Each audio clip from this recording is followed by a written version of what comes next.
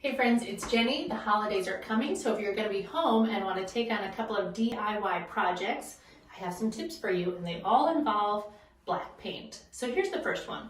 If you have a plate mirror in your bathroom, which many of us do, and you want to jazz it up a little bit, and you want to put some applied molding around the edge so it looks like a frame, one thing that you want to do is paint the back of the applied molding black. Because if you were just to glue a piece of molding right here, you'll actually see the reflection of that in the mirror. But if you paint it black, that goes away. Tip number one. Tip number two, if you want to do like a reclaimed wood wall or wrap a beam in reclaimed wood, which is a really hot look right now, reclaimed wood isn't all perfect edges everywhere. There are little gaps in between some of the boards.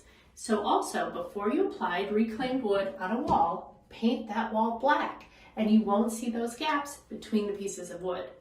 Now lastly, if you have a gas or wood burning fireplace, you'll notice that black sort of soot build up over time, and it makes the fireplace look kind of dirty. If you get heat resistant black paint and paint the inside of that firebox, it'll look fresh as a daisy every day. So fun DIY projects for your holiday at home time. So see you next time.